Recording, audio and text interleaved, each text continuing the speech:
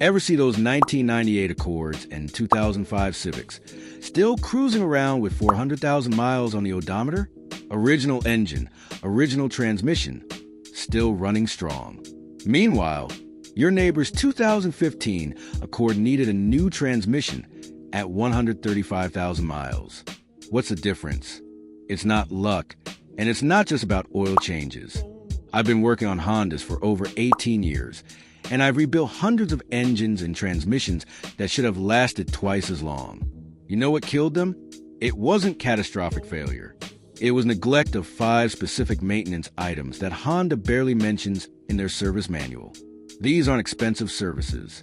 We're talking about $300 to $500 total over the life of your car. But skip them, and you're looking at $8,000 to $12,000 in major repairs before you hit 200,000 miles. In this video, I'm sharing the exact maintenance schedule that separates 400,000-mile Hondas from junkyard casualties.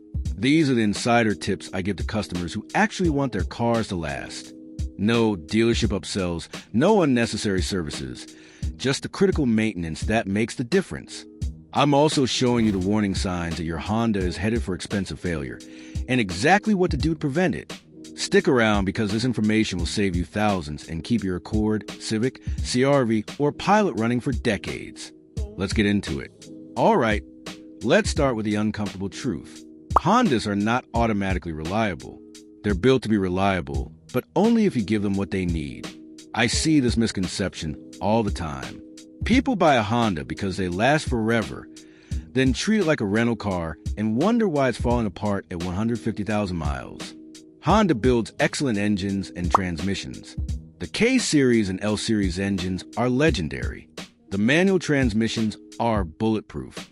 Even the automatics can last if you maintain them. But here's the catch. Honda's recommended maintenance schedule is designed to get you through the warranty period, not to 400,000 miles. I've rebuilt engines from 2012 Accords with 90,000 miles that look like they had 300,000 miles of wear. Why? Because the owner followed Honda's maintenance schedule exactly. They did everything the manual said when it said to do it, and their engine still failed. That's because Honda's intervals are optimized for cost, not longevity. They're designed to minimize warranty claims while keeping maintenance costs low enough that people don't complain. But if you actually want your Honda to last 400,000 miles, you need to go beyond what the manual says. Here's where I lose half the Honda fanboys, but I don't care because it's the truth. Honda says automatic transmission fluid is lifetime on many models. Some say change it at 90,000 miles under severe service. I say change it every 30,000 miles. Period. I've pulled apart hundreds of Honda automatics, and the ones that make it past 200,000 miles all have one thing in common. Regular fluid changes every 25,000 to 30,000 miles. The ones that fail at 120,000 miles, they followed Honda's recommendation. Transmission fluid breaks down. It gets contaminated with metal particles from clutch wear. It loses its friction modifiers. By 60,000 miles, your lifetime, fluid looks like chocolate milk and has the lubricating properties of water. By 90,000 miles, it's causing damage every time you shift. Here's my rule. Change automatic transmission fluid every 30,000 miles. Use only Honda ATF, Z1 for older models, or DW, one for 2011 and newer. Do a simple drain and fill, not a flush. Replace the internal filter if your model has one. Most 2006 and newer do. Check the fluid level after the first 100 miles. This service costs $120 to $180 at a shop, maybe $60 if you DIY. A rebuilt transmission costs $3,500 to $4,500. I've seen transmissions with fresh fluid every 30,000 miles go 350,000 miles without issues. I've seen transmissions with lifetime fluid fail at 95,000 miles. For manual transmissions, change the fluid every 60,000 miles. Honda says it's lifetime. I say that's how you get synchronizer wear and grinding gears by 150,000 miles. Honda engines use mechanical valve adjusters, not hydraulic lifters like most cars. That means the valve clearance changes over time as parts wear. Tight valves can burn and cause catastrophic engine damage. Loose valves make noise and reduce power. Honda recommends checking valve clearance every 30,000 miles. Here's the problem. Most people skip it because it costs $150 to $250 and the car runs fine. Then at 120,000 miles, they got burnt exhaust valves and need a cylinder head rebuild. I check valve clearance every 30,000 miles on every Honda that comes through my shop. About 60% of them need adjustment. By 90,000 miles, that number jumps to 90%. If you skip this service, you're gambling with your engine. Here's what happens when valves get too tight. The valve doesn't fully close when the engine runs. Combustion gases leak past, burning the valve face and seat. That burnt valve causes misfires, rough idle, and eventually a hole in the valve. At that point, you need a head rebuild, $1,500 to $2,500. Signs your valves need adjustment. Ticking or tapping noise from the engine, especially when cold. Rough idle or misfires. Loss of power, especially at high RPM. Poor fuel economy. If you hear valve noise, don't ignore it. Get it checked. The adjustment costs $200. The head rebuild costs $2,000. I know which one I'd choose. Honda says 7,500 miles between oil changes with synthetic oil. Some models even say 10,000 miles. I say that's destroying your engine slowly. Change your oil every 5,000 miles with full synthetic, and every 3,500 miles if you drive mostly short trips. I've pulled apart Honda engines that followed the 7,500 mile interval religiously. By 80,000 miles, there's sludge buildup in the valve train. By 120,000 miles, the VTC actuator variable valve timing is clogged and failing. By 150,000 miles, you're looking at oil consumption issues and eventual engine failure. The engines that make it to 300,000 and 400,000 miles, they all have one thing in common. Oil changes every 5,000 miles or less. Dark, clean oil, no sludge. VTC actuators that work perfectly even at 250,000 miles. Here's why Honda's interval is too long. Modern engines run hotter and tighter tolerances than older designs. Direct injection engines, 2016 and newer, create more carbon buildup. Turbocharged engines, 1.5T in Civics and Accords, put even more stress on oil. And Honda's variable valve timing system needs clean oil to function properly. Dirty oil kills VTC actuators. A VTC actuator costs $300 to $600 to replace. But once it fails, it usually damages the timing chain and guides too. Now you're looking at a $2,000 to $3,000 timing chain replacement. Use full synthetic oil rated for Honda vehicles. I prefer Honda Genuine Oil or Mobile One. Always use 0W. 20 for 2011 and newer models, 5W, 20 or 5W, 30 for older models depending on your manual, and always change the oil filter. I've seen people reuse filters to save $7. That's insane. A DIY oil change costs $35 to $45. Engine replacement costs $5,000 to $8,000. Do the math. Not all Hondas have timing belts anymore. Newer models use chains. But if you drive a 2010 or older Accord, Civic, CR-V, or Pilot with a 4-cylinder engine, or any V6 model through 2012, you have a timing belt. And this is non-negotiable. Honda says replace the timing belt at 105,000 miles. I say 90,000 miles or 7 years, whichever comes first. Why the difference? Because I've seen timing belt snap at 98,000 miles, at 102,000 miles, at 110,000 miles. Every single time. The owner said they were planning to do it soon. Here's the problem. Most Honda engines are interference engines.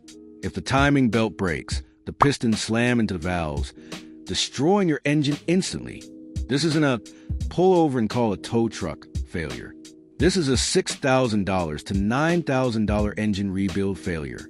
I've seen perfectly maintained engines destroyed because the owner waited until 105,000 miles instead of 90,000. The belt itself costs $40 to $80. But when you're replacing it, you need to do the complete job. Timing belt, water pump. They fail right after belt replacements 50% of the time. All tensioners and idlers, front crankshaft seal, cam seals, they often leak. Dry belts. This complete job runs $700 to $1,000 at most shops. It takes 3 to 5 hours. Compare that to a $7,000 engine replacement when your belt snaps. And here's something critical. Rubber deteriorates with age, not just mileage. If your Honda is 8 years old with only 60,000 miles, replace the belt anyway. Age matters as much as mileage. Your Honda's cooling system is under constant stress. Honda engines run hot by design for efficiency. That coolant is working overtime to prevent overheating. Skip coolant maintenance, and you're gambling with head gasket failure, warped heads, and cracked engine blocks. Honda recommends coolant changes every 10 years or 120,000 miles for their long-life coolant. That's ridiculous. I recommend a complete coolant flush every 3 years or 45,000 miles, whichever comes first. Here's why. Coolant breaks down over time.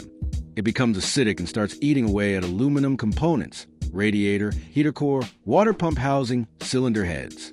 I've seen radiators with pinhole leaks at 6 years old because the coolant was never changed. I've seen heater cores completely rotted out at 8 years. Coolant also loses its anti-corrosion additives. Those additives protect against rust and scale buildup. Once they're depleted, you get rust in the system, which clogs a radiator and heater core. A clogged radiator causes overheating.